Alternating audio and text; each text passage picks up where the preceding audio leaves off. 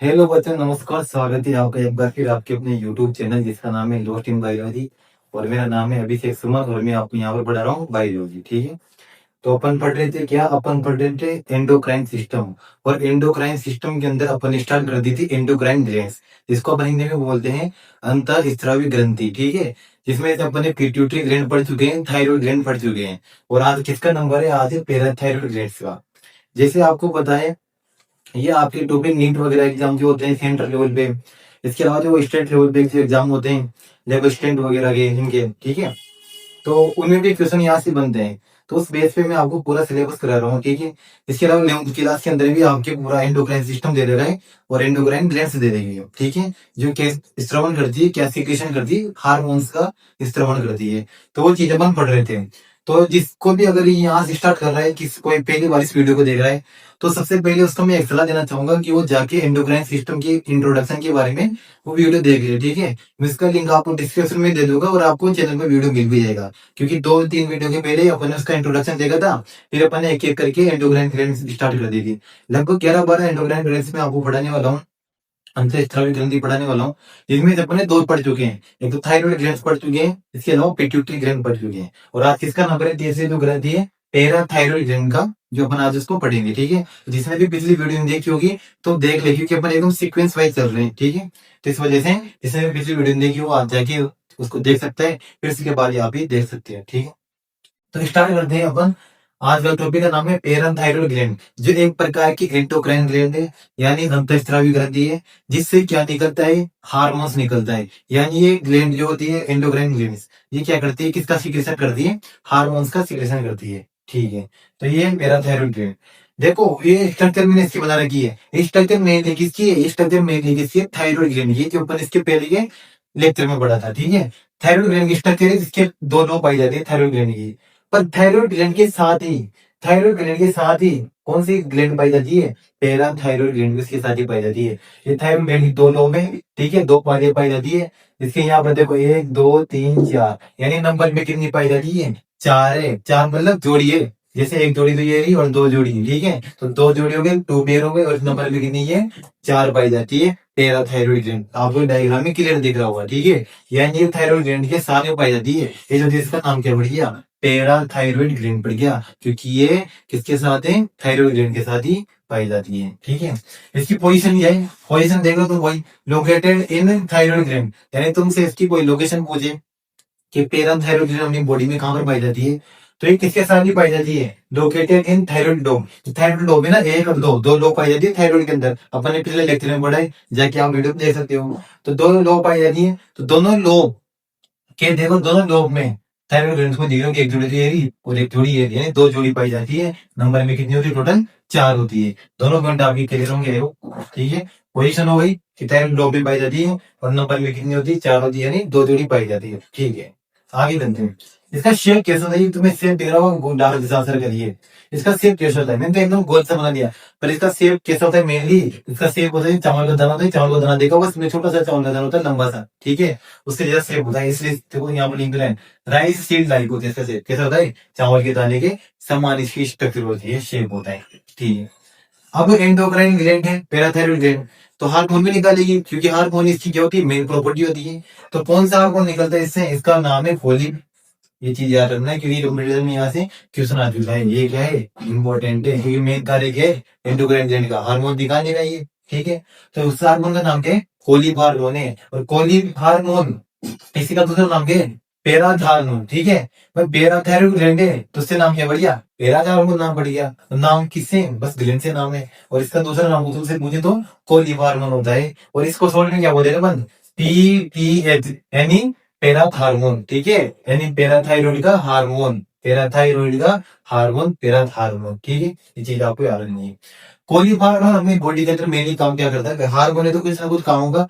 देखो काम क्या करता है ये? Regulate calcium level in blood, यानी कंट्रोल करता है कैल्शियम लेवल को अपनी बॉडी के अंदर। आपको एक कैल्शियम उठा लेना है यहाँ से। ठीक है ना, ये कैल्शियम बहुत इंपॉर्टेंट चीज है। तो थायराइड ग्लैंड में एक हाथ वो था हार्मोन, जिसका नाम था थायरोकैल्सिटोनिन। वो भी कैल्शियम लेवल को अपनी बॉडी के अंदर क्या कर रहा था? कंट्रोल कर रहा था। ठीक है, वही काम ये भी करता है कैल्शियम लेवल को कंट्रोल करने का काम करता है। जब इसके अपन फंक्शन देखते हैं किसके, पैराथायरॉइड ग्लैंड के, ठीक है, तो इसके फंक्शन क्या होता है, वर्क विद थायरोकैल्सिटोनिन, यानी जो पैराथायरॉइड ग्लैंड का जो हार्मोन है जिसका नाम क्या है, पीटीएच हार्मोन है, ठीक है, या पैराथार्मोन है या कोलिन हार्मोन है, ये हार्मोन किसके साथ कार्य करता है, थायरोकैल्सिटोनिन। और जो थायरोकैल्सिटोनिन हार्मोन था जिसको शॉर्ट में टीसीएच बोलते हैं, ये अपन ने पिछले लेक्चर में पढ़ा है जिसमें अपन ने पढ़ी थी थायराइड ग्लैंड, यानी थायराइड ग्लैंड के पास एक हार्मोन होता है थायरोकैल्सिटोनिन, ये भी कैल्शियम के लेवल को कंट्रोल कर रहा था पूरी बॉडी के अंदर। तो वही ये जो थायरोकैल्सिटोनिन है ये किसके साथ कार्य करता है, पीटीएच के साथ कार्य करता है,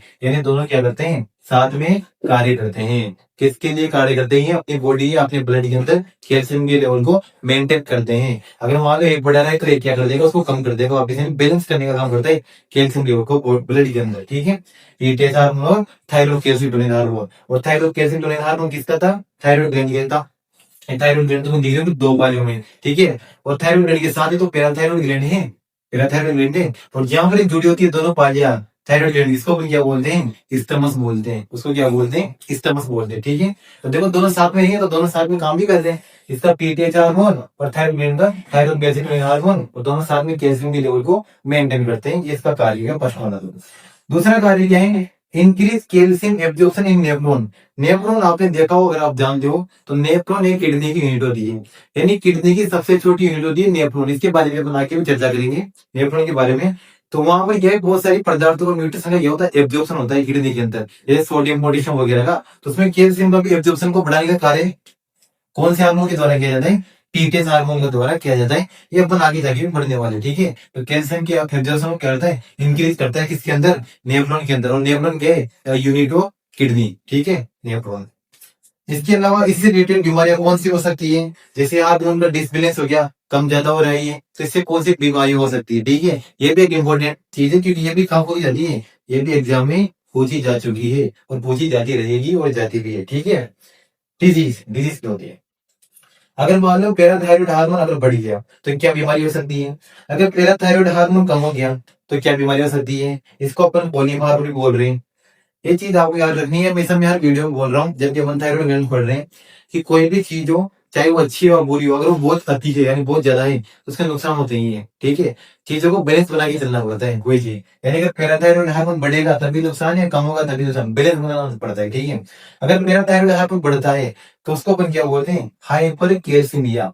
जैसे पैराथायरॉइड हार्मोन बढ़ेगा तो हाइपर मतलब क्या होता है, बढ़ना होता है, और कैल्शियमिया क्या, क्योंकि ये कैल्शियम के लेवल को मेंटेन कर रहा है, इस वजह से किसका लेवल बढ़ जाता है, कैल्शियम का लेवल बढ़ जाता है। और होता है क्या इस बीमारी में, देखो यहाँ पर लिख रहा है ब्रैकेट में, कैल्शियम विद यूरिन, यानी यूरिन के साथ क्लोराइड के साथ क्या नहीं लगता है, कैल्शियम आने लगता है पेशाब के साथ।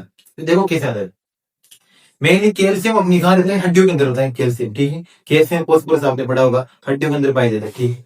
उसमें क्या होता है, जैसे ही पीटीएच हार्मोन बढ़ेगा, पीटीएच हार्मोन बढ़ते ही कैल्शियम का लेवल बढ़ जाएगा बोन के अंदर। और बढ़ना मैंने तो बोला है, बोले कोई सी भी अच्छी चीज हो बढ़ेगी तो वो खराब रहती है, ज्यादा बढ़ती है तो बैलेंस बना के चलता है चीजों को, ठीक है। तो कैल्शियम लेवल जैसे बढ़ेगा तो क्या होगा, वो कैल्शियम का लेवल वहां से जैसे हड्डियों में बढ़ेगा तो हड्डियों से कैल्शियम किसमें जाएगा, फिर ब्लड में जाएगा, जैसे वहां से बढ़ेगा ब्रेक डाउन हो जाएगा किसका, कैल्शियम का। तो कैल्शियम किसमें जाएगा, ब्लड के अंदर आ जाएगा। फिर ब्लड के अंदर कैल्शियम का बहुत ज्यादा एब्जॉर्प्शन होता है, किसके द्वारा, किडनी द्वारा। और एब्जॉर्प्शन करने का मेन कार्य कौन करती है, इंटेस्टाइन करती है, अपनी आंतें करती है, ठीक है। तो जैसे एब्जॉर्प्शन होगा किसका, कैल्शियम का, तो कैल्शियम किसके रूप में बाहर निकल जाएगा बॉडी से, यूरिन के रूप में बाहर निकल जाएगा, और यहाँ पे किसका नुकसान होने लग जाएगा, फिर कैल्शियम का नुकसान होने लग जाएगा।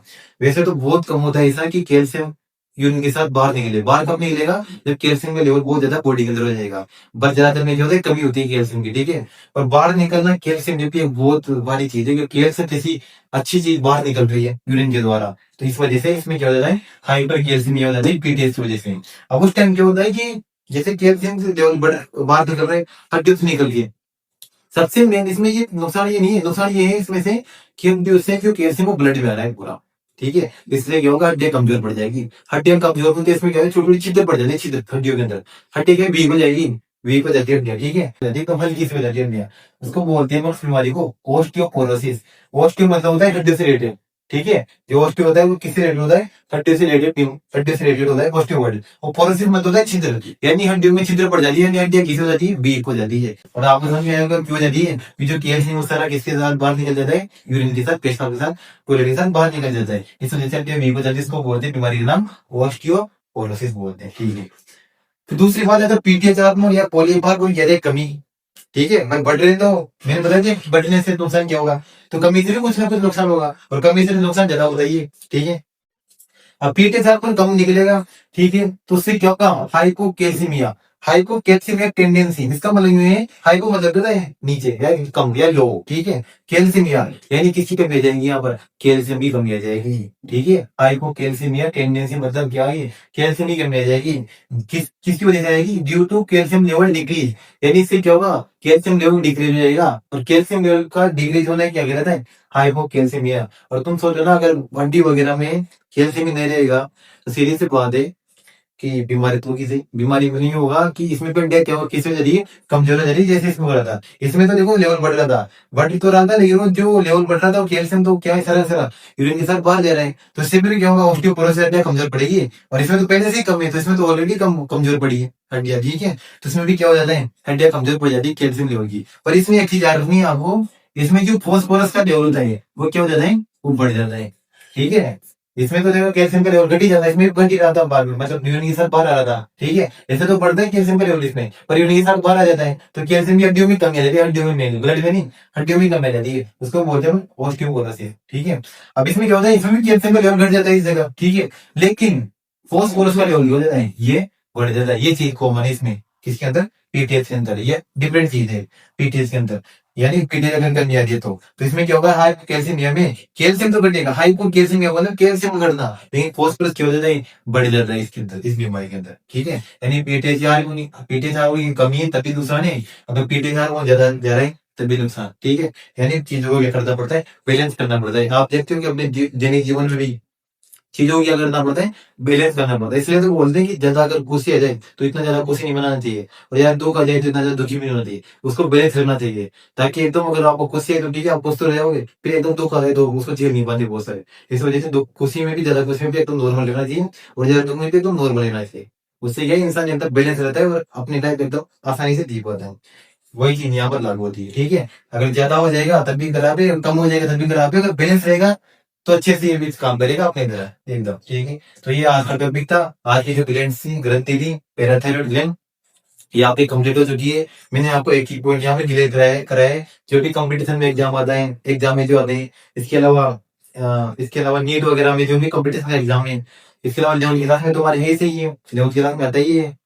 तो यहाँ से बहुत सारे क्वेश्चन बन चुके हैं। जैसे दो क्वेश्चन यहाँ बीमारियां पूछी जा चुकी है, ऑस्टियोपोरोसिस पूछी जा चुकी है। इसके अलावा जो हार्मोन है, इसका हार्मोन का नाम क्या है, कोलिक देगा, क्योंकि पैराथ हार्मोन तो यार वही बता देगा इसके नाम से ही, पर वो कोलिक देगा ऑप्शन में। तो आपको याद रखना है इस पैराथ हार्मोन को अपन कोलिक भी बोलते हैं। और आपने बताया कि ऑस्टियोपोरोसिस, इसमें ये ऑस्टियोपोरोसिस में एक और चीज होती है कि इसमें थकान आती है बॉडी के अंदर।